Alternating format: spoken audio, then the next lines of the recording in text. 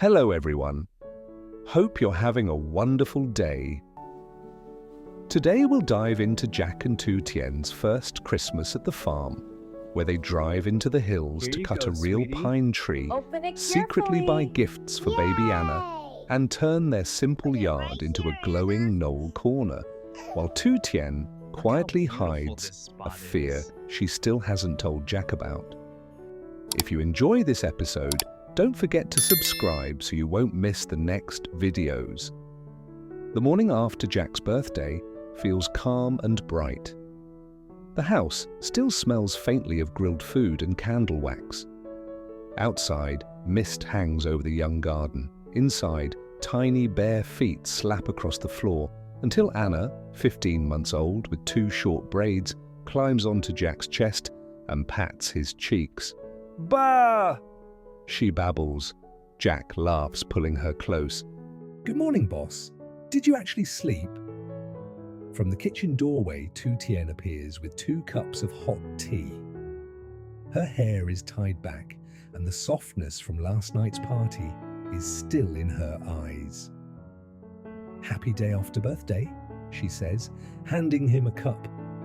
"So does the old man feel older yet?" "Old?" Jack snorts. "No way. New shirt, new watch. Your husband is officially upgraded." "He's bragging already," she teases. "Maybe I should make you carry a Christmas tree to humble you." Jack's eyes light up. "You know, that's actually a good idea." She blinks. "I was kidding. We live in the countryside, remember?" "This is our first knoll at the farm," he says. "Our first Christmas with Anna really walking around. We should decorate properly." Real tree, some lights, a few little presents. Our own small niche of Christmas right in front of the house. "And where do you think you'll find a tree?" she asks. "There's no mall hiding behind the rice fields." "We don't need 'em all," Jack grins. "There are pine trees all over the hills." We drive up, choose a small one, dig it out with the roots and plant it in a big pot by the porch. Every year we add more decorations.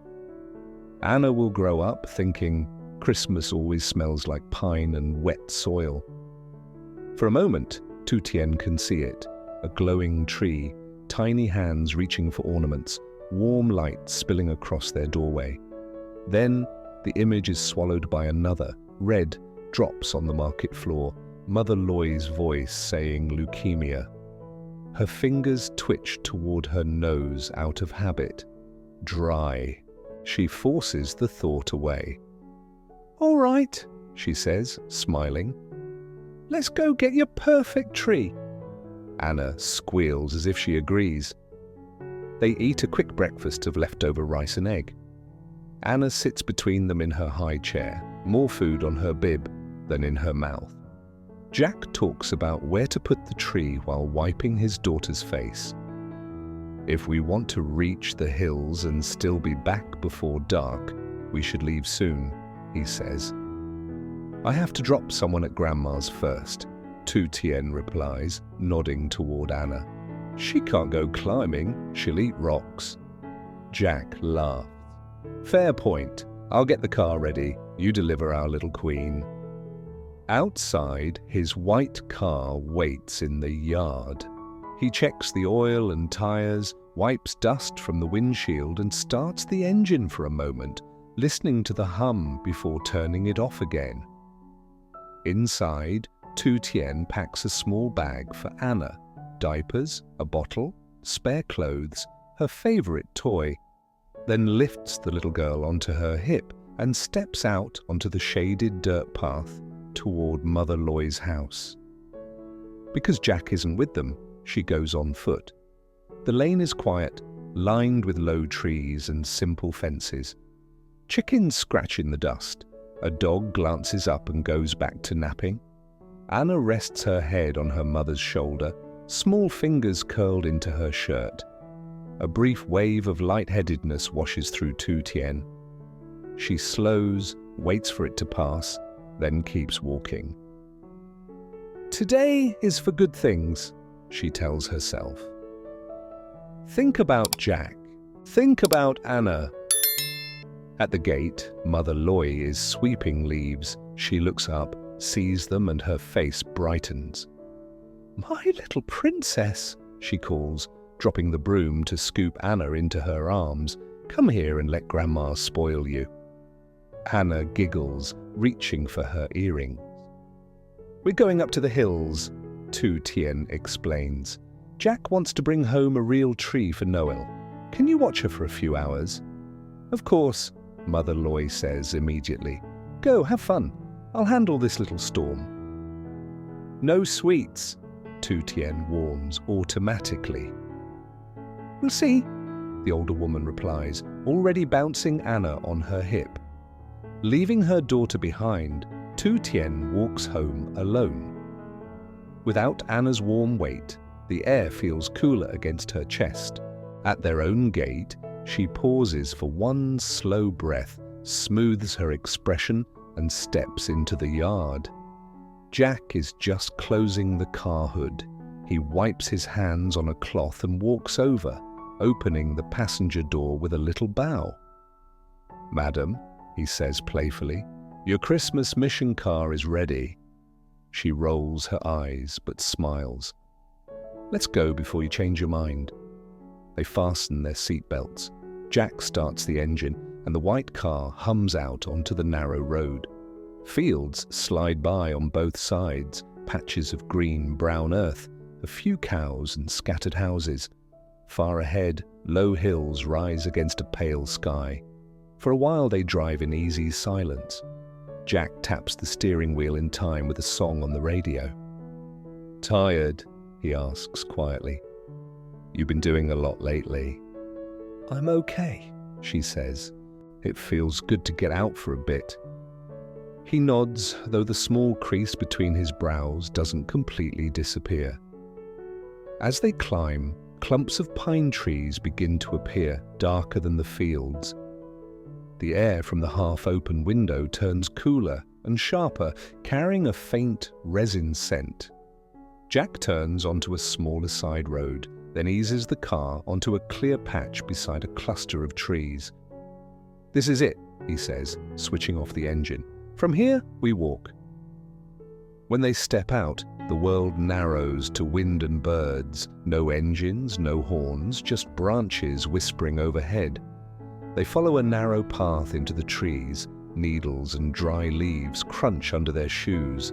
Sunlight filters through the canopy, painting the ground with broken patches of light and shadow.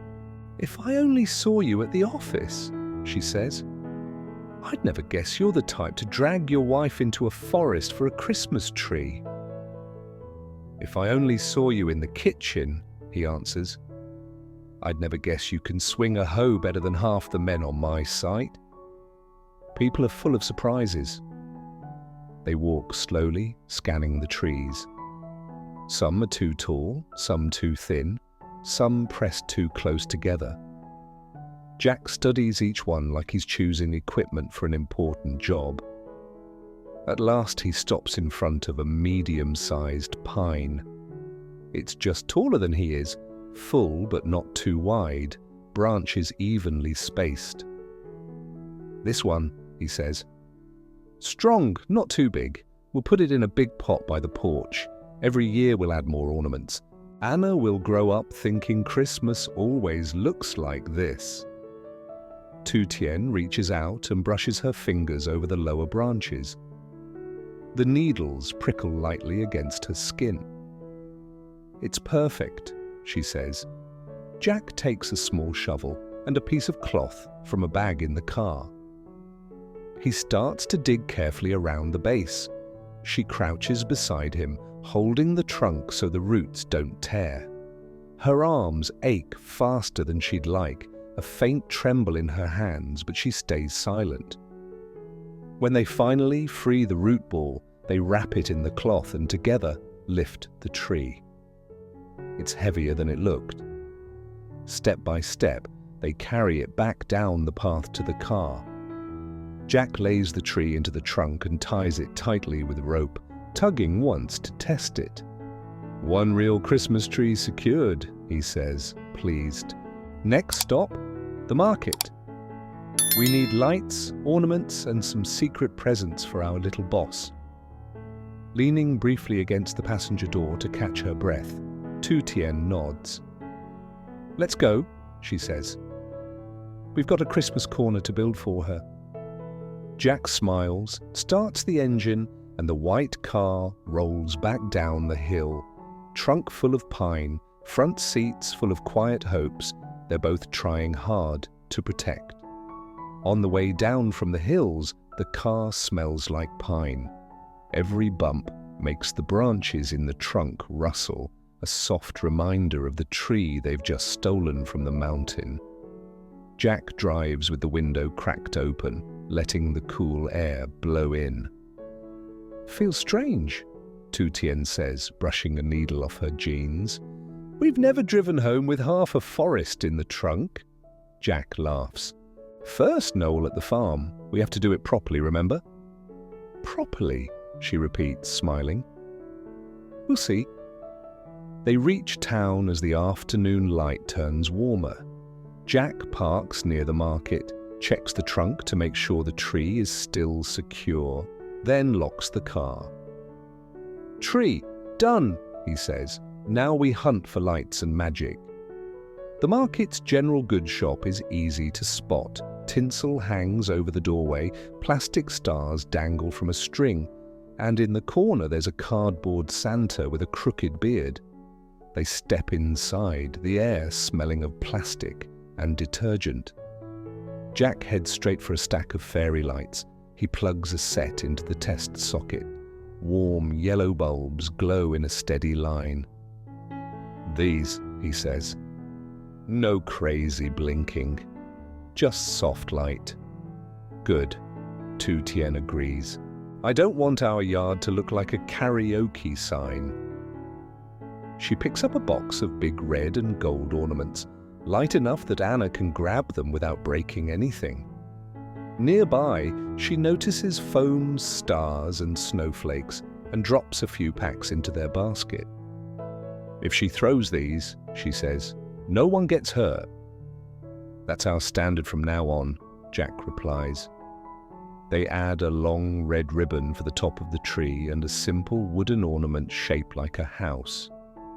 Jack holds it for a second, thumb tracing the tiny roof.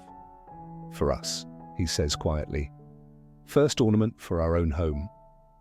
Next they duck into the toy aisle. Shelves are full of noise-making cars, dolls, puzzles and blocks. Jack crouches to read labels. Tu Tien imagines each toy in Anna's hands. She still prefers spoons, he says. That's why we need to upgrade her life, she replies. They choose a set of colourful stacking cups, a soft cloth book with crinkly pages, and a small stuffed bear with floppy ears. Jack shakes the bear gently. Its head wobbles. She's going to chew this in under a minute, he says. As long as she doesn't chew the tree, we're fine, Tu Tien answers. At the counter, she asks for a few small gift bags. The cashier smiles. First Christmas with a baby? Our first real one, Jack says. Bags in hand, they walk back to the car. The sky is turning orange. Shadows grow longer across the street. Jack loads the decorations onto the back seat and climbs behind the wheel. Tree, lights, presents, he says. We're doing all right for two beginners. Wait until you see Anna pulling everything down, she replies. Then we'll see. When they reach the farm, the yard feels different, like it's waiting. Jack parks near the porch and opens the trunk. Together, they lift the tree out, bodies swaying a little under the weight. By the front steps, a big empty pot already waits, half filled with soil. Jack set it up that morning before anyone woke. Look at you, Tu Tien says. Planning ahead. Sometimes I'm smart, he says. Don't spread it around. They stand the tree upright in the pot. Jack kneels to loosen the soil while she holds the trunk steady. Pine scent rises around them, sharp and clean. Straight? He asks. She steps back, squints. A little to the right. Okay now. Perfect. They pack more soil around the roots, pressing it down with their hands until the tree stands on its own. Jack stands up, brushing dirt off his jeans. There, he says, our first Noel tree. And we're filthy again, she laughs, holding up her muddy fingers. Tradition? He shrugs.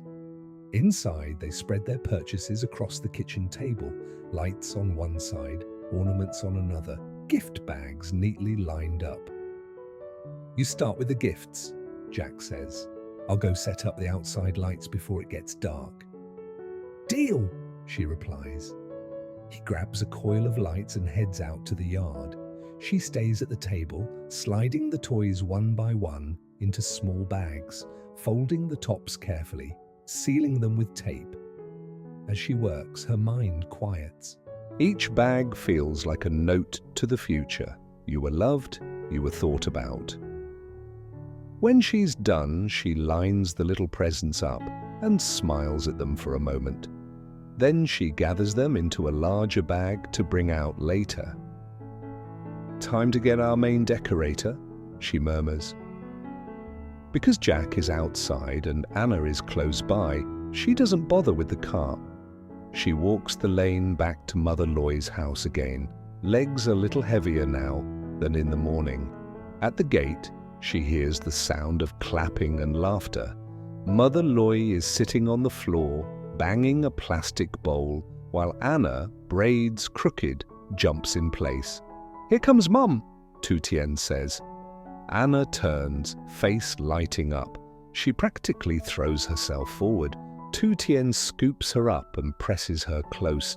Did you behave? She asks. She ruled the house, Mother Loy says, but she ate and slept well.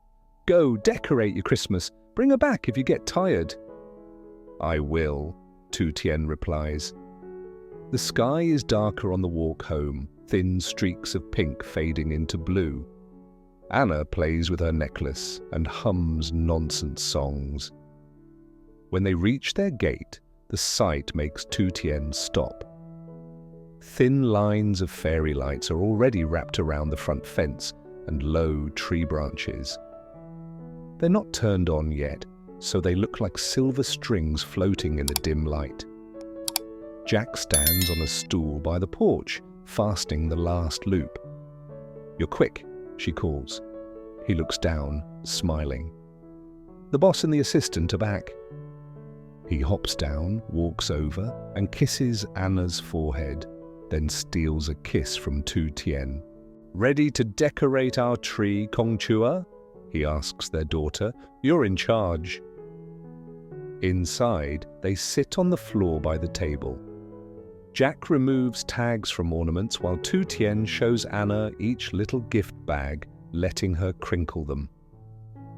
Remember, Jack says, we act surprised when she opens these, even though we chose them. I chose, she corrects. You just said this one is cute. Important contribution, he insists. They carry the ornaments and gifts outside. The pine tree stands tall by the porch, a new guardian in a clay pot. Jack wraps the fairy lights around it from bottom to top, circling carefully so the wires disappear among the branches. Look, Anna, Tu Tien whispers, holding her close. Ba is making the tree shine. Jack plugs the lights into an extension cord but doesn't turn them on yet.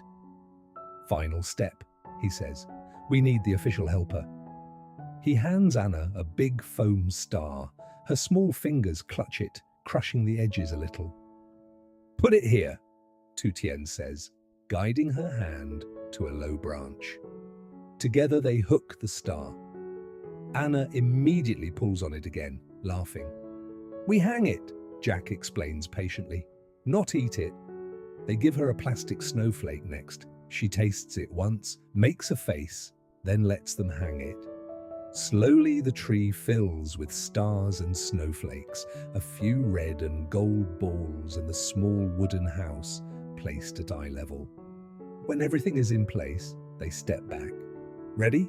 Jack asks. Let's see it, Tu Tien says. He plugs in the cord. The tree glows, warm yellow lights tracing the branches, reflections dancing off every ornament. Anna gasps, eyes huge, then claps as if she just discovered magic. Jack moves around the yard, turning on the other strings of lights. The fence, a low tree and a corner of the porch all light up softly, turning their simple farm into a small island of gold in the dark. "It's beautiful," Tu Tien whispers. Jack looks at the tree, then at her. "This is what I wanted," he says quietly. "Our own Noel, our own place." They place the tiny gift bags at the base of the tree. Anna toddles over, sits down beside the pot, and leans her back against it, eyes fixed on the lights. Under that gentle glow, with Jack's hand resting warm on her shoulder and their daughter's braids lit up like little halos, the weight in Tu Tien's chest loosens a bit. The fear is still there, but for tonight, the lights are brighter. After Jack's emotional birthday, the next morning feels calm but hopeful on the little farm. Jack suggests they celebrate their first real Christmas with Anna by getting a real pine tree instead of simple decorations. They drop 15-month-old Anna at Grandma Loy's house. Then Jack drives with Tu Tien into the nearby hills to dig up a small pine they can plant in a big pot by the porch. In town, they buy warm fairy lights, soft foam ornaments, and a few simple toys for Anna, planning to wrap them as surprise gifts. Back home, they plant the tree, string lights around the yard, and then bring Anna back to help hang the first ornaments. When Jack finally plugs the lights in, the yard glows like a tiny Noel corner, pushing aside the secret fear that Tu Tien carries alone.